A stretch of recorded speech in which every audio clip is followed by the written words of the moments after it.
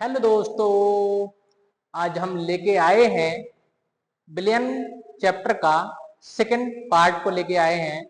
इस पार्ट में हम डिस्कस करने वाले हैं विलेयता व हेनरी के नियम के बारे में। हम जानते हैं जिन भी बच्चों ने अभी तक पहला पार्ट नहीं देखा है, बिलियन का पहला पार्ट नहीं देखा है, वो आप लोग हमारे चैनल केमिस्ट्री मेगजी पर जाके आप पहले पहले पार्ट को जरूर देखें और उसके बाद आपका सेकंड पार्ट को जरूर देखें, जिससे आपकी एक कंसिस्टेंसी रहेगी, एक रेगुलरिटी रहेगी, जिसके बाद ही आपको आगे वाला लेक्चर भी समझ में आने वाला है। देखिए, अपन मूव करते हैं दूसरे लेक्चर पर। तो अपने पास में देखो क्या है, हम सबसे पहले डिस्कस करने वाले हैं किसके बारे में, हम विलेयता के बारे में बात करते हैं कि आखिर विलेयता होती क्या है। तो देखो अपने पास में क्या दे रखा है, विलेयता का मतलब क्या है कि हमने किसी एक निश्चित ताप पर किसी एक निश्चित मात्रा में किसी विलेय की कुछ मात्रा को हमने क्या किया है, घोला है। जैसे इसमें दे रखा है किसी विशेष ताप पर एक निश्चित मात्रा में विलायक में अधिकतम मात्रा में जो विलेय घुल सकता है उसे हम क्या बोलते हैं, विलेयता बोलते हैं। तो हमने एक तो सबसे पहले ताप को निश्चित किया है और ताप को निश्चित करने के बाद हमने सपोज 100 ml विलयन में हमने देखा है कि कितनी हम विलेय की अधिकतम मात्रा को घोल सकते हैं, वो हमारी क्या कहलाएगी, विलेयता कहलाएगी। जैसे देखो अपने पास में विलेयता की हमने इकाई की देखा तो हमारे पास में ग्राम प्रति ml या ग्राम पर 100 ml। इसका मतलब क्या है कि 100 ml के अंदर हमने विलेय के कितने ग्राम को घोल दिया है। ये हमारे पास में किसकी, अपन को विलेयता के बारे में बता रहा है कि विलेयता की आपको इकाई दे रखी है। दूसरी चीज मोल प्रति लीटर, आपसे हो सकता हो आप भार में ना लें, आप उसको मोल के पदों में बात करें कि हमने 1 लीटर में विलेय के कितने मोलों को घोला है, वो हमारी क्या कहलाएगी, विलेयता कहलाने वाली है। साथ में जो विलेयता है वो बेसिकली किस पर निर्भर करने वाली है, ताप पर निर्भर करने वाली है। तो हम देखते हैं आगे क्या होने वाला है। देखिए हम आगे मूव करते हैं और आगे मूव करते हैं तो देखो अपने पास में क्या दे रखा है, तापमान के प्रभाव कि मतलब ताप जो है वो किस तरीके से विलेयता को प्रभावित करता है, हमें उसके बारे में जानकारी आपको बतानी है कि तापमान है वो विलेयता को किस तरीके से प्रभावित करता है। अब देखो ये जो तापमान है वो विलेय के प्रकारों पर भी निर्भर करता है कि सपोज आपने जो विलेय लिया है, यदि वो विलेय क्या है, ठोस है, क्या है, विलेय जो दे रखा वो विलेय ठोस है, तो इस स्थिति में ताप बढ़ाने पर विलेयता का मान जो होता है वो विलेयता का मान बढ़ता है। कब, जब हमारे पास में विलेय क्या होता है, ठोस होता है। जैसे हम बढ़ाते जाते हैं, ताप को बढ़ाते जाते हैं, विलेय की अधिकतम मात्रा क्या होती जाती है, घुलती जाती है। जैसे आप लोग देखते हैं कि हम चाशनी बनाते हैं तो चाशनी बनाने के लिए मतलब सीरा बनाने के लिए हम क्या करते हैं, हम हम ताप को बढ़ाते रहते हैं और चीनी की अधिकतम मात्रा को हम घोलते जाते हैं। तो उसमें क्या होता है कि ताप बढ़ाने के साथ साथ चीनी की अधिकतम मात्रा उसके अंदर घुलती जाती है। तो हमारे पास में जब भी आपका विलेय पदार्थ क्या होगा, ठोस होगा, तो विलेयता यहाँ पे क्या होगी, बढ़ेगी। जबकि यदि हमारे पास में विलेय पदार्थ क्या है, गैस दे रखा है कि विलेय पदार्थ हमारा क्या है, गैस है, तो उस केस में यदि आप ताप बढ़ाते हैं तो विलेयता का मान क्या होता है, घटता है। कारण क्या होता है, हमने देखा कि अपने पास में जो गैस दे रखी है, गैस का ताप बढ़ाने पर होता है गैस के अणुओं की गतिज ऊर्जा बढ़ जाती है, जिसके कारण होगा क्या, जब गैस के अणुओं की गतिज ऊर्जा बढ़ जाएगी तो गैस के अणु भागना प्रारंभ कर देंगे और द्रव की सतह से दूर भाग जाएंगे।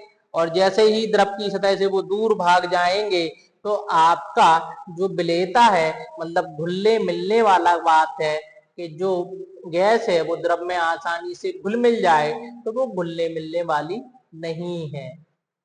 तो हम क्या करते हैं, हम देखते हैं कि यदि हम गैसों की विलेयता की ही बात करें, इस चैप्टर में हमें खासतौर से गैसों की विलेयता के बारे में ही जानकारी हासिल करनी है। तो हम देखते हैं कि यदि हमें गैसों की विलेयता की बात करनी है तो यदि हम दाब बढ़ाते हैं तो गैस के अणुओं के मध्य का रिक्त स्थान कम होता जाता है, जिससे एक गैस द्रवित होती जाती है। द्रवित का मतलब द्रव अवस्था में परिवर्तित होती जाती है और आसानी से द्रव के साथ घुल मिल जाएगी, मतलब विलेयता हमारी बढ़ जाएगी। जबकि दूसरी चीज यदि हम बात करें कि हमने देखा यहाँ पे कि यदि हम क्या कर रहे हैं, हम कर रहे हैं क्या, हमने ताप को कम किया, ताप बढ़ाएंगे तो गतिज ऊर्जा बढ़ेगी और गैस के अणुओं की गतिज ऊर्जा बढ़ी तो वो दूर भागना प्रारंभ कर देंगे। मतलब उस द्रव के साथ घुलने मिलने वाले नहीं है वो, तो हमें तो घुलना मिलना है, आसानी से मिलवाना है, तो हम ताप को कम करते हैं और जब ताप कम होगा तो आसानी से घुल मिल जाएगा। आप सीधा का सीधा एक समझ लिया करो, जब भी गैसों की विलेयता आए तो सीधा का सीधा कोल्ड ड्रिंक पर जाया करो, कोल्ड ड्रिंक। और आप सबको पता है कोल्ड ड्रिंक के साथ होता क्या है, तो कोल्ड ड्रिंक के साथ हम देखते हैं कि कोल्ड ड्रिंक में हम देखते हैं कि हम कोल्ड ड्रिंक की जो बोतल को वो टाइटली पैक्ड करके रखते हैं, मतलब काफी तेजी से बंद करके रखते हैं, टाइट बंद करके रखते हैं। साथ में आप देखते हैं जब हम ढक्कन को खोलते हैं तो वहां से गैस रिलीज होती है, गैस बाहर निकलती है, या ढक्कन को खोलते हैं तो फट की आवाज आती है जो कि गैस के निकलने को प्रदर्शित करती है कि गैस वहां से निकल रही है, तो गैस के निकलने को वो प्रदर्शित कर रही होती है। दूसरी चीज हम देखते हैं, हम कोल्ड ड्रिंक की बोतल को ठंडा करते हैं, क्या करते हैं, ठंडा करते हैं, जिससे क्या होती है, गैस की अधिकतम मात्रा द्रव में घुल जाती है, इसमें द्रव में घुल जाती है। यदि हम उसको गर्म करेंगे ना कोल्ड ड्रिंक को, तो वो CO2 गैस द्रव में घुलने वाली नहीं है, और जब नहीं घुलेगी तो टेस्ट वेस्ट में बकवास लगने वाला है, कोल्ड ड्रिंक हमें 1 नंबर की बकवास लगेगी। जैसे देखो उदाहरण में उसने हमें दिया है लगभग 36 ग्राम NaCl घुल सकता है कहां पे, 100 ml पानी के अंदर, वो भी कब, 25 डिग्री सेल्सियस ताप पर। मतलब एक तरीके से प्रैक्टिकल डेटा दिया है इसने, क्या हम यदि 100 ml पानी लें और ताप कितना रखें, 25 डिग्री सेल्सियस रखें, तो अपने पास में 36 ग्राम NaCl घुल जाएगा आसानी से। लेकिन यदि आप इसके ताप को बढ़ाओगे, मतलब आपने 25 से बढ़ा के 35 डिग्री सेल्सियस किया, तो ये जो भार है NaCl का ये भी बढ़ जाएगा, मतलब ज्यादा से ज्यादा मात्रा भूल जाएगी। जबकि इसमें देखो CO2 इन कोल्ड ड्रिंक हमने देखा गैस ठंडे पानी में अधिक घुलती है, क्योंकि गैस क्या हो जाती है, आसानी से संघनित हो जाती है, जल्दी से घुल मिल जाती है जब ठंडा करते हैं। इसीलिए कोल्ड ड्रिंक को हम क्या करते हैं, ठंडा करते हैं, क्योंकि हम चाहते हैं कि कोल्ड ड्रिंक में जो CO2 गैस भर के रखी है वो गैस की अधिकतम मात्रा क्या हो जाए, द्रव में घुल मिल जाए, आसानी से घुल मिल जाए। तो हम उसको घुलने के लिए हम क्या करते हैं, कोल्ड ड्रिंक को ठंडा करते हैं, ठीक है, क्योंकि CO2 गैस को घोलना चाहते हैं। दोस्तों यदि आप लोगों ने अभी तक चैनल को सब्सक्राइब नहीं किया है तो आप लोग जरूर चैनल को सब्सक्राइब करें, दोस्तों के बीच में जरूर शेयर करें, लाइक करते रहें, कमेंट करते रहें, जिससे हमें पता चले कि आप लोग वीडियो को देख रहे हैं, काफी सीरियस होकर देख रहे हैं। देखिए आगे बढ़ते हैं हम आगे। हमने देखा बेसिकली हमारा उद्देश्य किसको, गैसों की विलेयता के लिए समझना है, और गैसों की विलेयता को समझाने के लिए हमारे लिए एक यहाँ पे एक नियम आता है जो कि हेनरी नाम के वैज्ञानिक ने दिया था, इसीलिए इस नियम का नाम भी है हेनरी का नियम। चलो अपन मूव करते हैं अगले पॉइंट पर, और पहले अपन देख लेते हैं कि अपने पास में कुछ प्रभावित करने वाले कारक और दे रखे हैं, जैसे तापमान। अभी हाल हम बता चुके हैं आपको, यदि ब्लेड ठोस होगा तो ताप बढ़ाने पर विलेयता बढ़ेगी, जबकि गैस होगा तो ताप बढ़ाने पर विलेयता घटेगी, ठीक है। मतलब विलेयता जो होगी वो अपने पास में गैसों के लिए इनवर्सली प्रोपोर्शनल होगी, जबकि ठोस के लिए समानुपाती होगी, ठोस में ताप के समानुपाती आपको विलेयता मिलेगी, विलेयता समानुपाती होगी ठोसों में, जबकि गैसों में क्या होगी, ताप के व्युत्क्रमानुपाती होगी, क्या होगी, व्युत्क्रमानुपाती आपको देखने के लिए मिलने वाली है, व्युत्क्रमानुपाती होगी। दूसरा कारक देखें आप दाब का, तो दाब के केस में हम बात करते हैं किसकी, यदि हमने गैसों के लिए ही हम बात कर रहे हैं, क्योंकि हमें बेसिकली गैस में ही पढ़ना है।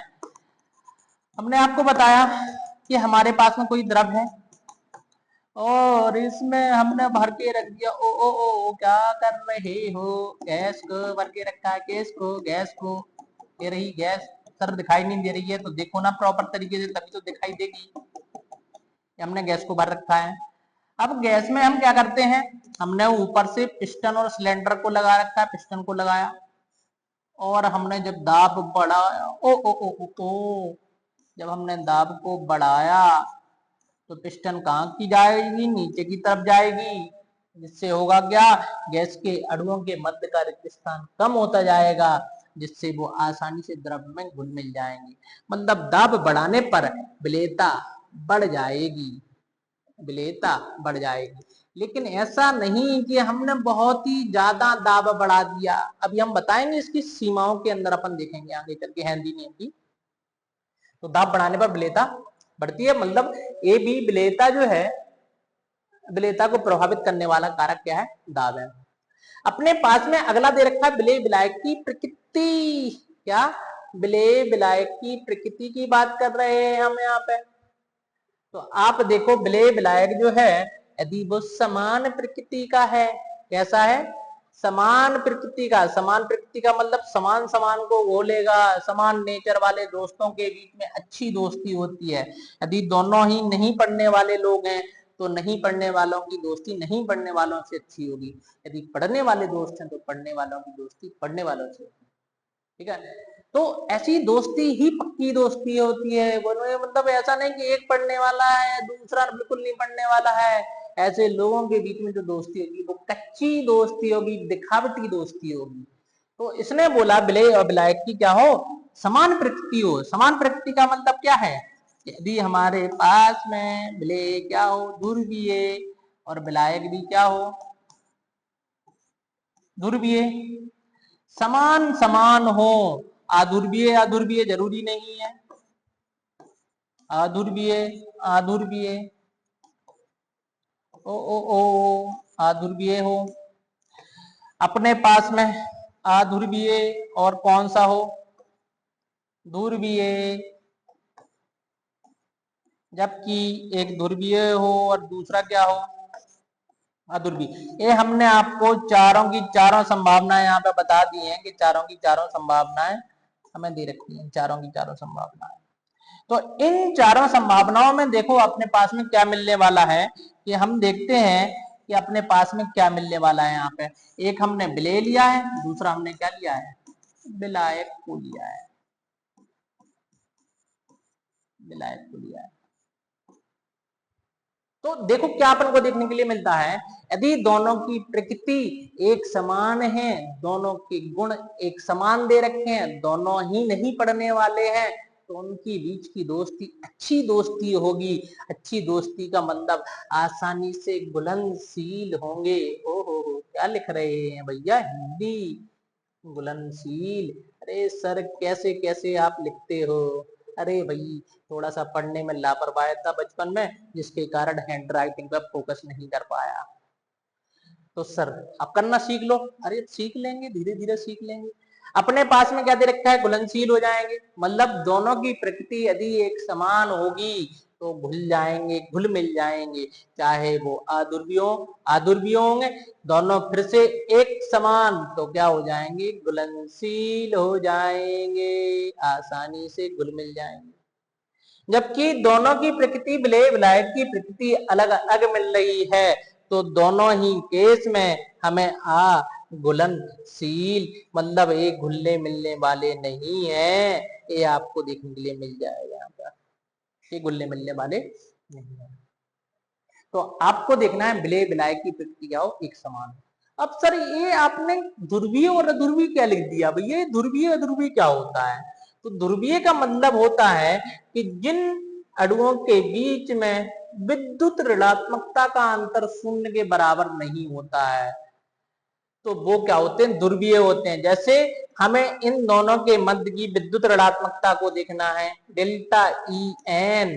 तो आपको पता है हाइड्रोजन की कितनी, 2.1, क्लोरीन की कितनी, 3। तो अपने पास में डेल्टा ई एन का मान शून्य के बराबर नहीं आएगा। इसका मतलब क्या होगा, इसका मतलब होगा कि ए क्या है, ए एक अपने पास में ध्रुवीय दे रखा है, जबकि जिसके मध्य विद्युत ऋणात्मकता का अंतर अंतर शून्य के बराबर आ जाता है, वो होते हैं अध्रुवीय। क्या है, अध्रुवीय, अध्रुवीय। जबकि ये क्या होते हैं, ये होते हैं ध्रुवीय। क्या होते हैं, ध्रुवीय। तो ध्रुवीय का पता करने के लिए आपको विद्युत ऋणात्मकता का अंतर देखना है। यदि विद्युत ऋणात्मकता का जो अंतर है वो शून्य के बराबर नहीं आता है तो होगा ध्रुवीय। यदि आ जाता है तो क्या होगा, अध्रुवीय। कोई ध्रुव नहीं होगा, प्लस और माइनस आपको देखने के लिए नहीं मिलने वाला है। साथ में यहाँ पे एक चीज और आपको देखने के लिए मिलने वाली है, यहाँ पे आप देखें वो क्या है, वो है यदि हमारे पास में सपोज कोई अणु दे रखा है, जैसे हमने बात की CO2 की, किसकी, CO2 की। तो CO2 के अंदर हम देखते हैं कि द्विध्रुव आगुण का जो मान है वो शून्य हो रहा है या नहीं हो रहा है, हम उसके आधार पर बात करते हैं। तो आप देखें, आपने पढ़ा हुआ है कि CO2 जो होती है वो अध्रुवीय है, जबकि SO2 ध्रुवीय होती है। कारण क्या है, हमने जब भी द्विध्रुव आगुण का मान निकाला तो हम देखते हैं कि यहाँ पे द्विध्रुव आगुण का जो मान होता है वो नेट म्यू का मान शून्य के बराबर हो जाता है, जिसके कारण वो अध्रुवीय होता है। हमने जो तीर बनाते हैं यहाँ पे वो कम विद्युत ऋणात्मक तत्व से अधिक विद्युत ऋणात्मक तत्व की तरफ हम तीर बनाते हैं। मतलब हमने बनाया कार्बन से ऑक्सीजन की तरफ। क्यों, मेरी मर्जी? अरे नहीं, मेरी मर्जी नहीं। यहाँ पे कार्बन की विद्युत ऋणात्मकता ऑक्सीजन से कम है, ऑक्सीजन अधिक विद्युत ऋणात्मक है, जबकि कार्बन कम विद्युत ऋणात्मक है। इसीलिए तीर हमारा इधर की तरफ बना, ऐसे इधर की तरफ बना। दोनों तीरों के मध्य आप देखो 180 का कोण है, इसीलिए अपने पास में जो म्यू नेट आएगा वो 0 के बराबर आएगा। मतलब द्विध्रुव आगुण का मान क्या है, शून्य दे रखा है, जिसके कारण ये क्या है, अध्रुवीय दे रखा है। क्या है, अध्रुवीय। जबकि इसमें देखो सल्फर और ऑक्सीजन के मध्य हमारे पास में हम जब तीर बनाते हैं तो यहाँ पे म्यू नेट का मान जो होता है वो शून्य नहीं हो पाता है। यहाँ पे कुल म्यू नेट जो होता है वो शून्य के बराबर नहीं हो पाता है, क्योंकि लोन पेयर का म्यू अलग होता है, जबकि बंद मूवमेंट बंद का जो अलग होता है वो म्यू का मान अलग होता है। जैसे हमने देखा है इसका μ2, इसका भी हमने मान लिया μ2। तो ये म्यू नेट जो आते हैं कुल मिला के घटा पटा के काट पीट के अपने पास में 0 के बराबर नहीं आता है, जिसके कारण ये ध्रुवीय होता है, जबकि क्या होता है, अध्रुवीय होता है। ठीक है, तो हम इसको इस तरीके से बात करते हैं। तो यदि विलेय विलायक समान प्रकृति के हैं तो दोनों ही क्या होंगे, घुलनशील होंगे। यदि वो एक समान नहीं होंगे तो वो घुलनशील होने वाले नहीं है। ठीक है, अगले क्वेश्चन की तरफ मूव करते हैं, मतलब आगे की तरफ मूव करते हैं। हमने देखा यहाँ पे सॉल्युबिलिटी ऑफ द गैस के बारे में हमें बात करनी है, गैसों की विलेयता के बारे में हमें बात करनी है। हमारा मुख्य उद्देश्य ही गैसों की विलेयता के बारे में पढ़ना है। तो क्या है, पढ़ते हैं और क्या है आगे देखते हैं।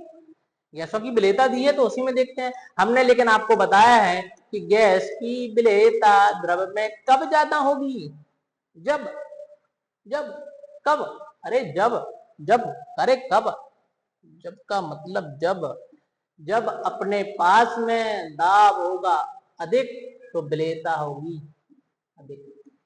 जबकि ताप क्या होना चाहिए, ताप टेम्परेचर कम हो तो विलेयता क्या होगी, ज्यादा होगी।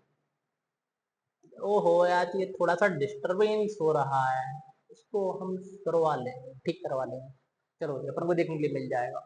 तो आपको ध्यान रखना है कि जब भी हम गैसों की विलेयता की बात करें तो दाब उच्च होना चाहिए, जबकि ताप क्या होना चाहिए, कम से कम होना चाहिए। सीधा का सीधा कोल्ड ड्रिंक को अज्यूम कर लिया करो आप लोग, आखिर कोल्ड ड्रिंक ही हमारे पास में है, कोल्ड ड्रिंक को अज्यूम कर लिया करो। देखो आप इसमें देखते हैं क्या दे रखा है, इन्होंने देख रखा है किसी गैस की विलेयता का वह अधिकतम मात्रा जो किसी तरल विलायक में जैसे जल में किसी निश्चित तापमान और दाब पर घुल सकती है। हमने आपको बताया है ताप और दाब दोनों परिवर्तित होते हैं, जिसके कारण इसीलिए इन्होंने निश्चित और निश्चित ताप और दाब बोला है। यदि हम दाब को बढ़ाएंगे तो विलेयता बढ़ जाएगी, ताप को कम करेंगे तो विलेयता बढ़ जाएगी। देखो गैस की विलेयता को प्रभावित करने वाले कारक, सबसे पहला क्या दे रखा है, टेम्परेचर। हमने आपको बढ़ाया है, यदि हम ताप बढ़ाते हैं तो गैस की विलेयता घटती है। कारण क्या होता है, गैस के अणुओं की गतिज ऊर्जा बढ़ जाएगी, जिसके कारण वो दौड़ भाग के बाहर निकल जाएंगे। तो गैस की विलेयता, क्योंकि गैस बाहर निकल जाती है, बाहर निकलने का मतलब उनकी गतिज ऊर्जा बढ़ जाएगी और वो दूर दूर भागना प्रारंभ कर देंगे, तो आसानी से घुलने मिलने वाले नहीं है। दाब, देखो दाब बढ़ाने पर गैस की विलेयता क्या होती है, बढ़ती है। अभी आगे जाल के हेनरी का नियम भी हमसे यही बोलने वाला है। हम जब दाब लगाते हैं तो गैस के अणु पास पास आते हैं, जिससे वो आसानी से घुल मिल जाते हैं, हमें दिखने मिल जाएगा। प्रकृति की बात करें हम, इसकी प्रकृति की, तो वही हमने आपको बोला है, यदि गैस और विलायक के दोनों के जो गुण है वो क्या है, एक समान है रासायनिक गुण, तो वहां पर वो विलेयता को प्रभावित करेंगे। मतलब यदि दोनों की प्रकृति ध्रुवीय है तो ध्रुवीय ध्रुवीय आसानी से घुल जाएंगे, अध्रुवीय अध्रुवीय आसानी से घुल जाएंगे। तो हमारे पास में एक कारक दे रखे हैं, गैस की विलेयता को प्रभावित करने वाले कारक हैं। आगे मूव करते हैं और पढ़ते हैं हेनरी का नियम। तो देखो सबसे पहले हेनरी ने भी हमें गैसों की विलेयता को बताने के लिए एक नियम प्रस्तुत किया और इस नियम का नाम दिया हेनरी का नियम। इन्होंने क्या बोला, वही बोला जो इन्हें बोलना चाहिए, जो अभी तक हम बताते आए हैं। यदि हम दाब को बढ़ाएंगे तो गैस की अधिकतम मात्रा द्रव के अंदर घुल मिल जाएगी। देखो क्या बोल रहे हैं, किसी गैस की विलेयता उस गैस के ऊपर लगाए गए आंशिक दाब के सीधे अनुपात के समानुपाती होती है। मतलब समानुपाती होती है, क्या क्या भाषा बोलते रहते हैं लोग, ऐसी ऐसी भाषा बोलते हैं। हमने देखा कि जो अपने पास में हम गैस के ऊपर जो दाब लगाएंगे वो समानुपाती होगा गैस की मात्रा, ए तो x बनाया, x का मतलब मोल प्रभाज है और मोल अंश है, एक गैस की मात्रा को निरूपित करता है कि आखिर गैस की मात्रा के समानुपाती होगा। जितना दाब बढ़ाएंगे उतनी गैस की अधिकतम मात्रा मिलती जाएगी। मतलब हमने देखा जो P गैस है, यदि हमने समानुपाती का चिन्ह हटाया तो हमारे पास में के H आता है, जिसे हम हेनरी का नियतांक बोलते हैं। हेनरी नियतांक होता है। आप देखें यहाँ पे हमारे पास में एक समीकरण मिली, P बराबर KH गुणे X। यदि हम इस समीकरण में हम दाब P गैस और मोल प्रभाज के मध्य या गैस की मात्रा के मध्य ग्राफ बनाते हैं तो देखो ग्राफ कैसा मिलता है, देखते हैं कैसा मिलता है। देखो कुछ रंगीन बना लें। आप देखें इसको P गैस को अपने y अक्ष पर रखा, इसको कहां पर रखा, x अक्ष पर रखा, और A जो है वो हमारा एक नियतांक है तो हमने नियतांक बना दिया। तो हमारे पास में एक y बराबर mx एक समीकरण प्राप्त हुई। और ये समीकरण किसकी समीकरण है, तो किसकी समीकरण है, तो ये एक सरल रेखा की समीकरण है। और एक कैसी सरल रेखा, जो कि मूल बिंदु से होके गुजर के जाने वाली सरल रेखा की समीकरण है। तो हमारे पास में एक इस तरीके का ग्राफ मिल जाता है, जो कि बताता है कि यदि आपने दाब बढ़ाया तो गैस की मात्रा भी बढ़ती जाएगी। हमने देखा y अक्ष पे हम दाब को बढ़ा रहे हैं, x अक्ष पे गैस की मात्रा भी क्या होती जा रही, बढ़ती जा रही है। तो इस तरीके से हम इसको देख सकते हैं कि हम दाब बढ़ाएंगे तो गैस की मात्रा भी, अधिकतम मात्रा भी घुलती जाएगी। ठीक है, ये हमारे पास में किसने, हेनरी के नियम में बोला। KH जो है वो गैस की प्रकृति पर भी निर्भर करता है। अपन देखते हैं अभी हाल कि हमारे पास में ये जो KH है वो बेसिकली एक अनुपात है, P गैस और X मतलब आंशिक दाब व मोल प्रभाज का अनुपात है, मोल अंश का अनुपात है। ठीक है, ये हमारे पास में हेनरी का नियम दे रखा है, हेनरी के गणितीय समीकरण हमने आपको बताया। हम आगे मूव करते हैं, देखिए क्या दे रखा है यहाँ पे, कुछ बिंदु दे रखे हैं। बिंदु का क्या दे रखा है, हम आप ये हाल हमने आपको बताया कि ये नियम ही का ही मुख्य उद्देश्य है गैसों की विलेयता के बारे में जानकारी हासिल करना। तो गैसों की विलेयता के लिए ही हम सारी चीजों को पढ़ रहे हैं। तो देखते हैं, बताते हैं क्या होने वाला है। हमने देखा कि यदि हम दाब को बढ़ाते हैं तो विलेयता क्या होती जाती, बढ़ती जाती है। कोल्ड ड्रिंक को ही ध्यान रख लिया करो भाई साहब, जैसे ही हिंदी का नियम हमें मन में आनी चाहिए, cold drink, Pepsi, Coca Cola, Thums Up, टिकट ड्यू, ये सारी चीजें हमें ध्यान आनी चाहिए। सर हम तो मांझा आएगा, हमें तो, अरे भाई साहब मांझा और गांजा को ध्यान ना रखें, थोड़ा सा आप गैस की विलेयता के बारे में जानकारी हासिल रखें। कि आप दाब बढ़ाने पर गैस की विलेयता क्या होती है, ज्यादा होती है। जैसे क्या देखा हमने, हम देखते हैं कोल्ड ड्रिंक की बोतल को हम टाइट पैक करते हैं, जैसे ही हम ढक्कन खोलते हैं तो फट की आवाज आती है। क्यों? वो फट की आवाज क्या बताती है कि गैस जो बंद करके रखी थी आपने, उसको एक उच्च दाब पर बंद करके रखा था। ठीक है, अधिक दाब पर बंद करके रखा था। दूसरा देखो, तापमान बढ़ाने पर विलेयता क्या होती है, घटती है, घटती है। इसीलिए तो हम कोल्ड ड्रिंक को ठंडा करते हैं, ताप कम करते हैं। कभी बाहर रख के बढ़िया गर्म करके गर्मा गर्म कोल्ड ड्रिंक पिए क्या आप लोगों ने? अरे पीना भी मत, उल्टी हो जाएगी, दस्त लग जाएंगे, फिर बाद में मत कहना कि सर ने बताया। तो हमने ये देखा कि हम इसको क्या करते हैं, ताप को हम कम करते हैं, जिससे गैस जल्दी से जल्दी ज्यादा से ज्यादा मात्रा घुल मिल जाती है।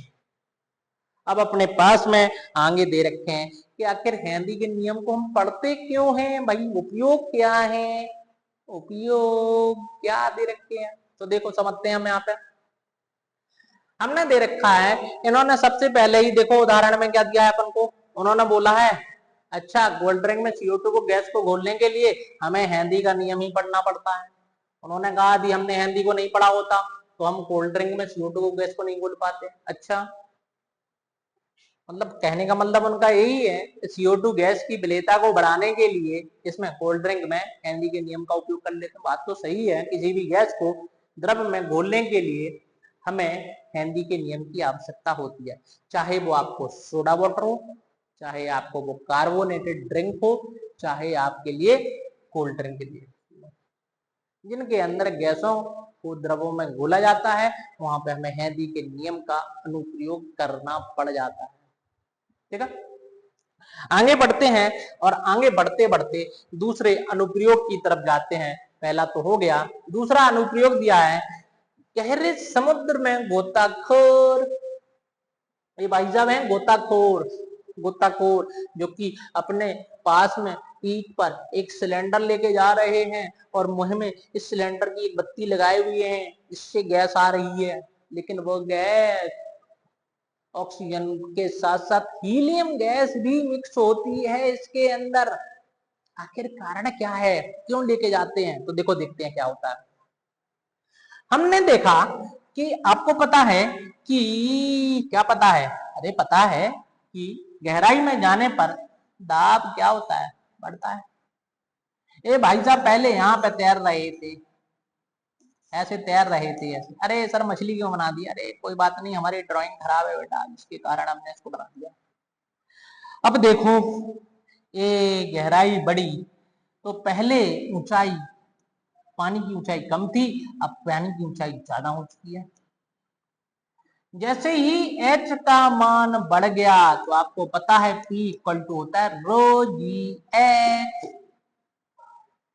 हम यदि ऊंचाई को बढ़ाएंगे तो दाब बढ़ जाएगा, मतलब जैसे जैसे गहराई में जाते हैं बाह्य दाब का मान बढ़ता जाता है, जिसके कारण पानी में जो घुलनशील गैसें होती हैं, खासतौर से नाइट्रोजन गैस, वो इस गोताखोर के नसों के अंदर खून में घुलना स्टार्ट हो जाती है और ज्यादा से ज्यादा मात्रा घुल जाती है। अब क्या होगा बेचारा, अब बेचारा अपना काम करके ऊपर की तरफ से आएगा, और जब वो ऊपर की तरफ आएगा तो होगा क्या, ऊंचाई कम हुई तो दाब भी कम होगा, लेकिन जब ऊंचाई की तरफ आता है तो तेजी से बाहर की तरफ आता है तो ऊंचाई तेजी से कम होती है, जिसके कारण जो बाह्य दाब है वो कम होता है और जो नाइट्रोजन गैस घुल चुकी थी इसमें खून में वो बाहर निकलना प्रारंभ करती है।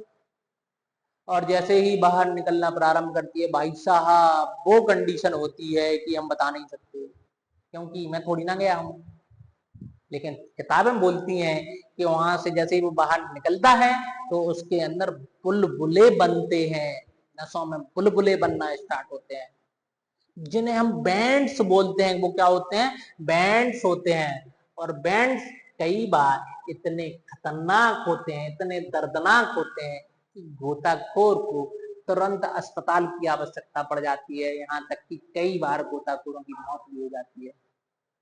अब इस मौत को रोकने के लिए, इतनी खतरनाक घटना को रोकने के लिए जो अपने पास में सिलेंडर लेके जाते हैं, उस सिलेंडर के अंदर हीलियम गैस का मिश्रण लेके जाते हैं, तनु हीलियम गैस को लेके जाते हैं। जिससे होता क्या है, जिससे होता ये है कि जो नाइट्रोजन गैस घुल रही थी रक्त के अंदर वो कम घुलती है। जब कम घुलेगी तो कम निकलेगी, कम दर्द होगा, कम इंसान सुकून में रहेगा। तो हमारे पास में ये देखने के लिए मिलता है कि हम जो समुद्री गोताखोर होते हैं, जिसको हम स्कूबा ड्राइवर बोलते हैं, ये क्या करते हैं, अपने सिलेंडर के अंदर हीलियम गैस का मिश्रण लेके जाते हैं। ठीक है, अगला देखो आगे अपने पास में क्या दे रखा है। अगला हमने देखा कि क्या है अपने पास में, अगला अपने पास में दे रखा है, अगला दे रखा है रक्त में ऑक्सीजन घुलने के अध्ययन में। अब देखो क्या है, हमसे क्वेश्चन पूछ लिया जाता है कि भाई जब दो लोग पहाड़ों पर रहते हैं, कहाँ पे, पहाड़ों पर, हम थोड़ी ना रहते हैं, हम तो जमीन पर रहते हैं। तो पूछा जाता है कि जो पहाड़ों पर लोग रहते हैं उनके अंदर सोचने की कमी, थिंकिंग कैपेसिटी कम हो जाती है, सोचने की क्षमता कम हो जाती है, साथ में दुबले पतले होते हैं। तो कहते हैं अरे वाह सर, आप बता रहे हैं दुबले पतले तो बेचारे इसलिए होते हैं कि नीचे से ऊपर तक पढ़े जाते हैं, ऊपर से नीचे फिर आते हैं, फिर नीचे से ऊपर जाते हैं, बार बार बेचारे करते हैं, जिसके कारण वो दुबले पतले होते हैं, थक जाते हैं। ओहो, उन्होंने फिर कहा कि सोचने की क्षमता कम क्यों होती है। कहते अच्छा, वो छत पर बैठे हैं, ऊपर बैठे हैं, तो ऊपर ही देखेंगे, ऊपर कुछ दिखाई देगा नहीं, तो सोचने की क्षमता भी क्या नहीं होगी, कम नहीं होगी, कमी होगी। लेकिन भाई साहब ये सब चीजें नहीं है, ये तो बच्चों के आंसर होते हैं, जब वो क्वेश्चन के आंसर नहीं पता होते हैं तो लिख के आते हैं ना कॉपियों के अंदर। लेकिन आपको ऐसा नहीं लिखना है, आपको लिखना क्या है यहाँ पे, तो होता क्या है कि जब हम ऊंचाई पर जाते हैं तो वायुमंडलीय दाब जो होता है वो कम होता है, जिसके कारण रक्त में ऑक्सीजन की मात्रा कम घुलती है। और जब रक्त में ऑक्सीजन की मात्रा कम घुलेगी तो होगा क्या, हम सारा, हमारी जो बॉडी होती है वो सारी की सारी बॉडी क्या होती है, ऑक्सीजन के ऊपर ही डिपेंड करती है। जो आप बोलते हो कि सिराओं और धमनियों में, कि धमनियों में गंदा खून बहता है, तो गंदे का मतलब ये नहीं कि नाली का पानी बह रहा है, नाली का खून बह रहा है। ऑक्सीजनेटेड ब्लड नहीं होता है, मतलब उसमें ऑक्सीजन की मात्रा नहीं होती है। तो जब वो ऑक्सीजन की मात्रा नहीं जाएगी तो जो हमारे पास में, जो शरीर के अंदर ऑक्सीजन की जो होने वाली आवश्यकता है वो कम होती है, मतलब कम ऑक्सीजन की सप्लाई हो पाती है, जिसके कारण होता क्या है कि ऑक्सीजन की कमी के कारण उसको एनॉक्सिया नाम की बीमारी हो जाती है। क्या हो जाती है, एनॉक्सिया नाम की बीमारी, एनॉक्सिया नाम की बीमारी हो जाती है, जिसके कारण उसकी थिंकिंग कैपेसिटी कम हो जाती है, सोचने की क्षमता कम हो जाती है। ठीक है, तो ये भी हमारा किसका उदाहरण है, हमारे पास में अनुप्रयोग है। आपसे काफी ज्यादा इंपोर्टेंट क्वेश्चन है कि हेनरी का नियम, हेनरी के नियम के अनुप्रयोग लिखता है। तो ये आपका काफी इंपोर्टेंट क्वेश्चन है, इस चीज का आपको ध्यान रखना कि पर्वतरोही जो होते हैं इनके पास में, इनको ऑक्सीजन की कमी, मतलब वायुमंडलीय दाब कम होता है, जिसके कारण ऑक्सीजन की मात्रा कम होती है, इसलिए लोग भी ऑक्सीजन का सिलेंडर वगैरह लेके ही चढ़ते हैं।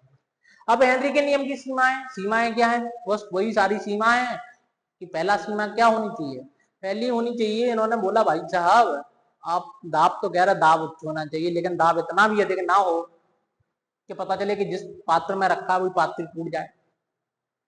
तो दाब एक सीमा तक, मतलब इन्होंने लिख दिया दाब कम होना चाहिए। ठीक है, मतलब दाब कम होने का मतलब इतना नहीं कि बिल्कुल कम हो, मतलब इतना कम हो कि बहुत अधिक ना हो कि नहीं तो पात्र ही पात्र टूट जाए। ठीक है, और पता चले वो द्रव ठोस में परिवर्तित हो जाए, इतना नहीं। दूसरा चीज इन्होंने बोला ताप कम होना चाहिए। अब ताप कम होने का मतलब इतना भी कम ना हो कि जिस द्रव में मिला रहे हैं वो द्रव ही जम जाए, वो ही अपने हिमांक बिंदु तक पहुंच जाए, नहीं भाई साहब, मतलब एक सीमा तक आपको दाब को कम करके रखना है। इन्होंने बोला कि जो विलय विलायक हैं वो आपस में अभिक्रिया ना कर जाएं, यदि अभिक्रिया कर जाएंगे तो पता चलेगा, हम गैस को देखते रहेंगे, गैस ये आ रही है, कितनी मात्रा घुल रही है, लेकिन वहां पे गैस ही नहीं रही, वो गैस किसी और में परिवर्तित हो गई। जैसे देखो कि अपने पास में एक HCl और एक दे रखा है H2O, ये आपस में आदि आपने ऐसी गैसों को मिला दिया तो ये क्या बन गए, जल के साथ मिलके हाइड्रोनियम आयन बना दिया और Cl-। तो ऐसा नहीं होना चाहिए, ऐसी जगह पे हेनरी का नियम बिल्कुल भी लागू नहीं होता है। ठीक है, ऐसी जगह पे हेनरी का नियम लागू नहीं होता है, तो इस चीजों को आप ध्यान रखें। यह सिर्फ स्थिर अवस्था हो, स्थिर अवस्था पर ही लागू होता है, मतलब गैस और विलायक के बीच में एक इक्विलिब्रियम मेंटेन हो, एक इक्विलिब्रियम अवस्था आ रही हो, तभी जाके हेनरी का नियम लगता है। गैस और विलायक के मध्य एक साम्य अवस्था देखने के लिए मिल रही हो, तब जाके हेनरी का नियम लगता है। ठीक है, गैस को आदर्श गैस मानना, क्या एक गैस को क्या मानते हैं, आदर्श गैस मानते हैं, तभी जाके वहीं पे ही हेनरी नियम लगता है। मतलब बोल सकते हो कि हेनरी का नियम आदर्श गैसों पर ही लागू होता है। तो इस तरीके से ये इनकी क्या है, सीमाएं दे रखी हैं, जो कि किसकी हैं अपने पास में, हेनरी के नियम की सीमाएं आपको देखने के मिल रही है। आगे चलते हैं, हम कुछ क्वेश्चनों को देखते हैं, और क्वेश्चनों को देखते ही हम इनको सॉल्व करने की स्थिति में आते हैं। देखो क्या दे रखा है। आप लोगों ने अभी तक यदि चैनल को सब्सक्राइब नहीं किया है तो आप जरूर चैनल को सब्सक्राइब करते रहें, वीडियो को जरूर देखते रहें, दोस्तों के बीच में जरूर शेयर करते रहें। ठीक है, ये आप लोगों का काम है, हमारा काम आपको ये पढ़ाना है। तो आप भी अपना काम करें, हमें भी कुछ अपना काम करते रहें। ठीक है, अरे सर आप तो धमकी दे, अरे धमकी नहीं दे रहे, आप लोग पता नहीं क्या क्या समझ लेते हैं। देखो इसमें क्या दे रखा है, 25 डिग्री सेल्सियस ताप पर ऑक्सीजन के लिए हेनरी नियतांक ये है 10 की घात से 5 लिखा है भाई साहब, 5 ये ऊपर है, ऊपर ATM है, तो टाइपिंग नहीं कर पाई प्रॉपर तरीके से। यदि हवा में ऑक्सीजन की का आंशिक दाब PO2 या P गैस भी लिख सकते हो, अपने पास में 0.21 ATM दे रखा है, तेरी ATM दे रखा है। तो पानी में ऑक्सीजन की घुलनशीलता ज्ञात करो, मतलब हमें ऑक्सीजन की मात्रा को बताना है कि कितनी ऑक्सीजन की मात्रा इसके अंदर घुल जाएगी। तो आपको पता है कि गैस बराबर KH/X गैस होता है। हमें किसकी गैस की मात्रा निकालनी, मतलब X गैस निकालना है, तो अपने पास में होगा P गैस बटे में KH। ये जो क्वेश्चन है ये अपने भिन्न भिन्न एग्जामों में आते चुके हैं, चाहे वो यूपी का हो पेपर, चाहे बिहार का हो, चाहे वो राजस्थान का हो, चाहे वो MP का हो, ये क्वेश्चन लगभग सभी बोर्डों में आया हुआ है। इसीलिए चाहे आप किसी भी बोर्ड के छात्र क्यों ना हो, सबके लिए इम्पोर्टेंट क्वेश्चन है। ठीक है, तो बिल्कुल सारे लिए चीजें इंपॉर्टेंट है, सब बोर्डों के अंदर इस चैप्टर को दे रखा है, चाहे वो CBSE बोर्ड हो, ठीक है, तो उसके अंदर भी दे रखा है अपने पास में। अब देखो अपने पास में X गैस को रखा, तो P गैस का मान 0.21 बटे में कितना, अपन को 1.3 गुणे 10 की घात 5। अरे सर इस क्वेश्चन को कौन हल करेगा, हम तो बायो वाले छात्र हैं। अरे भाई साहब, चाहे बायो वाले हो चाहे मैथ वाले हो, इतनी छोटी मोटी कैलकुलेशन हमें आनी चाहिए। देखो देखते हैं कैसे करते हैं, कैसे करते हैं, आप ही करो, हम नहीं करते हैं। अरे भाई साहब ऐसा मत बोलो, हम भी इतने इंटेलिजेंट नहीं है। आप देखें हमने क्या किया है, यहाँ पे हमने दाब को रखा, हमने यहाँ से एक पॉइंट को हटाया तो नीचे कितना बढ़ गया, 100 बढ़ गया। आपको पता है इसके पॉइंट को हटाएंगे तो ऊपर कितना 10 बढ़ जाएगा, एक 10 से कट जाएगा। आप देखें कितना ऊपर बन गया 21, नीचे बन गया 13 गुणे 10 की घात 5, एक है और एक है तो 10 की घात 6 हो गया। अब देखो हमें क्या करना है, 21/13 करना है, और ये 10 की घात 6 वाला नीचे से ऊपर जाएगा तो माइनस का बन जाएगा। आप देखो क्या, अपन देखो यहाँ से 13 दूनी तो 26 होता है, लेकिन एक बार ही गया ये, बचा कितना, तो बचा 8 बचा, कितना 8 बचा, 13×5 63 6 बार चला जाएगा, तो 13 अपने पास में 65 और 13 कितना हो जाएगा, बताइए बताइए जल्दी से।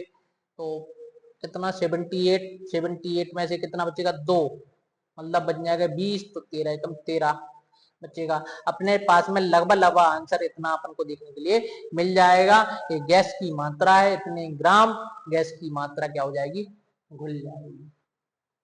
तो इस तरीके से हमारे पास में सिंपल तुच्छे पुच्छे क्वेश्चन या बच्चा क्वेश्चन, अरे सर आपको लग रहे हैं बच्चा क्वेश्चन, नहीं भाई साहब, आप लोग भी प्रैक्टिस करोगे तो आपको भी ये बच्चा क्वेश्चन लगेंगे।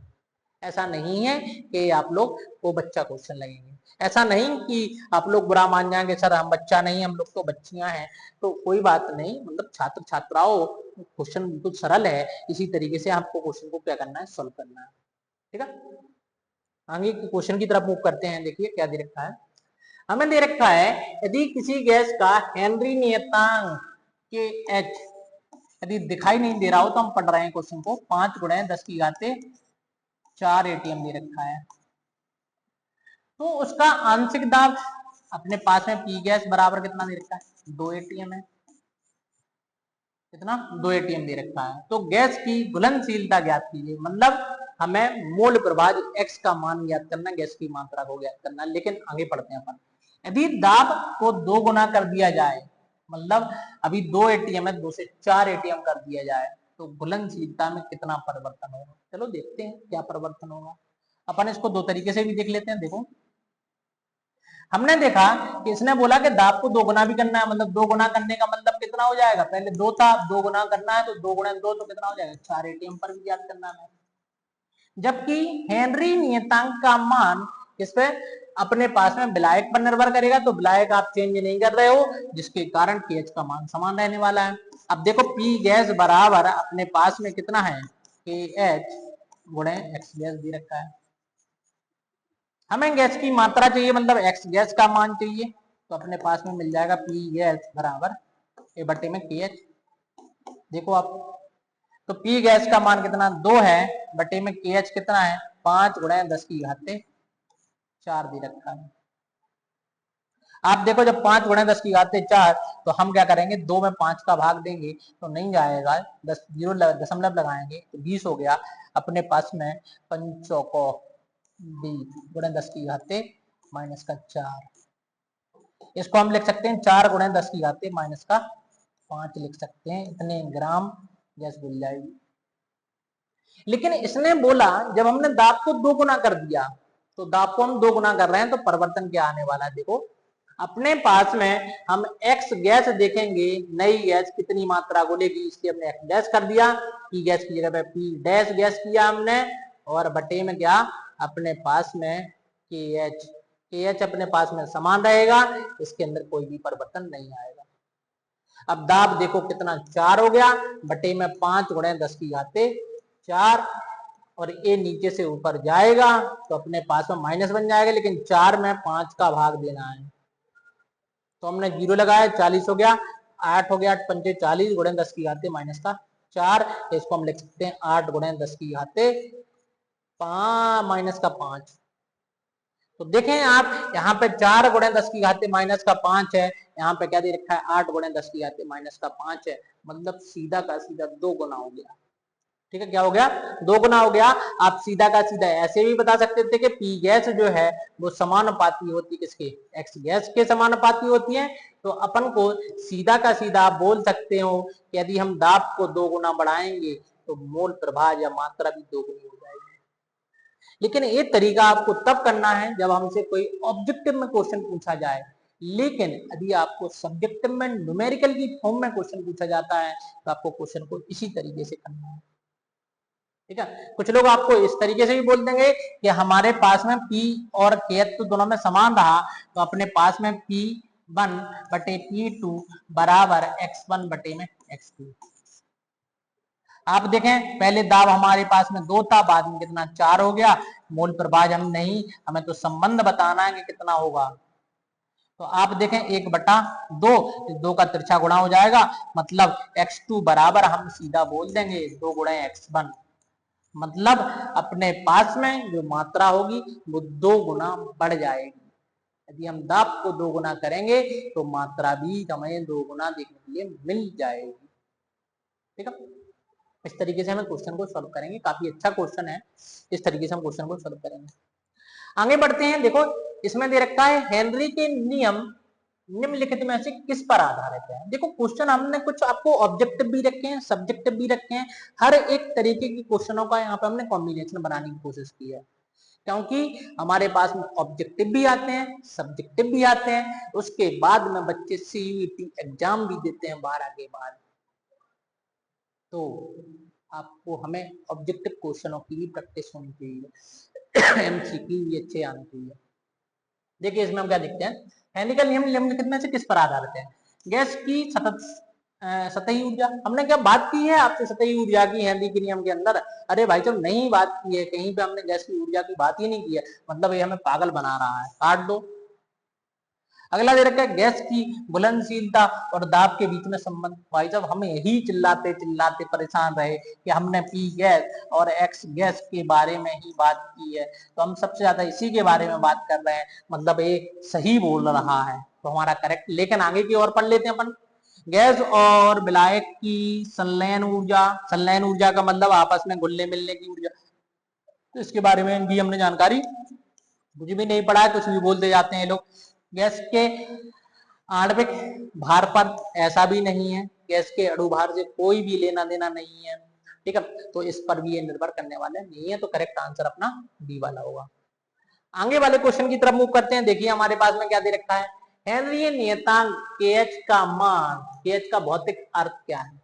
तो पहले तो अपन देख लेते हैं कि अपने पास में P गैस बराबर KH गुणे X गैस दे रखा है, तो KH बराबर क्या मिलेगा आपको, मिलेगा P gas upon X gas, मतलब दाब और मूल प्रभाव का अनुपात आपको मिलने वाला है। देखो गैस के अणुओं के आकार पर, अरे भाई साहब ऐसा कुछ नहीं है, गैस के अणुओं के आकार पर निर्भर नहीं करती है, तापमान पर निर्भर घुलनशीलता, अरे तापमान पर तो करती है लेकिन KH का मतलब नहीं होता है। इसमें दे रखा किसी निश्चित दाब पर घुलनशीलता, हम घुलनशीलता की तो बात करते हैं, विलेयता की तो बात करते हैं, लेकिन KH का भौतिक अर्थ पूछा है, इसलिए ये भी हमारे यहाँ पर गलत हो जाएगा। अगला दे रखा है घुलनशीलता और दाब का अनुपात, तो हाँ बिल्कुल घुलनशीलता मतलब X की मात्रा और दाब का अनुपात ही KH को प्रदर्शित करता है, मतलब हमारा करेक्ट आंसर कौन सा, डी वाला करेक्ट आंसर हो जाएगा।